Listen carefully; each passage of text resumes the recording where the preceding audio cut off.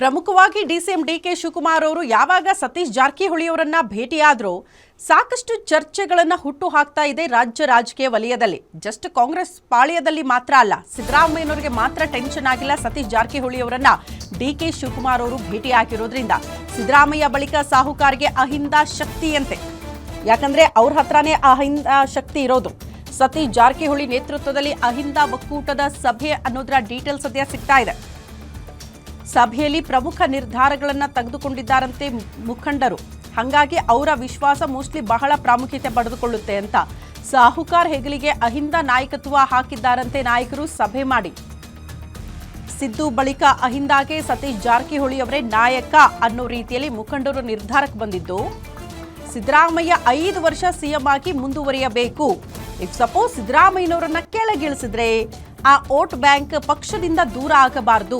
ಹಾಗಾಗಿ ಅವರ ನೆಕ್ಸ್ಟ್ ನಾಯಕ ಯಾರು ಅಹಿಂದ ವರ್ಗಕ್ಕೆ ಅಂತ ಪ್ರಶ್ನೆ ಮಾಡಿದ್ರೆ ಸತೀಶ್ ಜಾರಕಿಹೊಳಿ. ಸಿದ್ದರಾಮಯ್ಯ ಪರ ಅಹಿಂದ ಸಂಘಟನೆ ಇದೆ ಅಂತ ತೋರಿಸಬೇಕಾಗುತ್ತೆ, ಅವರ ಶಕ್ತಿನೇ ಅದು ಅಂತ. ರಾಜ್ಯದಾದ್ಯಂತ ಅಹಿಂದ ಸಂಘಟನೆಯ ಕೆಲಸಗಳು ಇನ್ನಷ್ಟು ಚುರುಕಾಗಬೇಕಂತೆ ಈ ಸಭೆಯಲ್ಲಿ ಇಂಥದ್ದೊಂದು ನಿರ್ಧಾರಕ್ಕೆ ಬಂದಿದ್ದಾರೆ.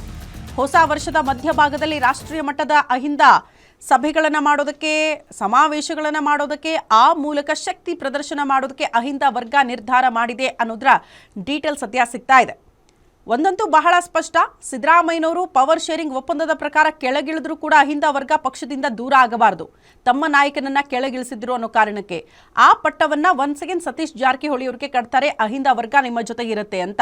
ಹಾಗಾಗಿ ಮೋಸ್ಟ್ಲಿ ಡಿಸಿಎಂ ಡಿಕೆ ಶಿವಕುಮಾರ್ ಅವರು ಇದೆಲ್ಲ ಲೆಕ್ಕಾಚಾರ ಹಾಕಿನೇ ಅವ್ರನ್ನ ಭೇಟಿಯಾಗಿ ಅವರ ವಿಶ್ವಾಸ ಪಡೆದುಕೊಳ್ಳುವಂತಹ ಪ್ರಯತ್ನ ಮಾಡ್ತಿದ್ದಾರಾ. ಸತೀಶ್ ಜಾರಕಿಹೊಳಿ ಅವರು ಜೊತೆಗಿದ್ದಾರೆ ಅಂತ ಗೊತ್ತಾದ್ರೆ ಇಡೀ ಅಹಿಂದ ವರ್ಗ ಕೂಡ ಪಕ್ಷದ ಜೊತೆಗೆ, ಡಿಸಿಎಂ ಡಿಕೆ ಶಿವಕುಮಾರ್ ಅವರ ಜೊತೆಗೆ ಅನ್ನುವಂಥ ಸಂದೇಶವನ್ನ ಕಾಂಗ್ರೆಸ್ ಹೈಕಮಾಂಡ್ಗೆ ತಲುಪಿಸುವ ಪ್ರಯತ್ನಗಳು ಆಗ್ತಾ ಇದೆಯಾ ಗೊತ್ತಿಲ್ಲ. ಅದ್ರ ಬಗ್ಗೆ ಮೋಸ್ಟ್ಲಿ ಅವರುಗಳೇ ಕ್ಲಾರಿಟಿ ಕೊಡಬೇಕಂತ ಅನ್ಸುತ್ತೆ. ಬಟ್ ರಾಜ್ಯ ಕಾಂಗ್ರೆಸ್ ಪಾಳ್ಯದಲ್ಲಿ ಇಂಥ ಬೆಳವಣಿಗೆಗಳಾಗ್ತಾ ಇರೋದ್ರಿಂದ ಅಹಿಂದ ವರ್ಗವನ್ನ ವಿಶ್ವಾಸಕ್ಕೆ ಪಡೆದುಕೊಳ್ಳುವ ಮೂಲಕ, ಅಂದ್ರೆ ಸತೀಶ್ ಜಾರಕಿಹೊಳಿ ಅವರನ್ನ ವಿಶ್ವಾಸಕ್ಕೆ ಪಡೆದುಕೊಳ್ಳುವ ಮೂಲಕ ಅಹಿಂದ ವರ್ಗವನ್ನ ಜೊತೆಯಲ್ಲೇ ಇರಿಸಿಕೊಳ್ಳುವಂತ ಸತತ ಪ್ರಯತ್ನಗಳು ಡಿಸಿಎಂ ಡಿಕೆ ಶಿವಕುಮಾರ್ ಅವರಿಂದ ಆಗ್ತಾ ಇದೆ.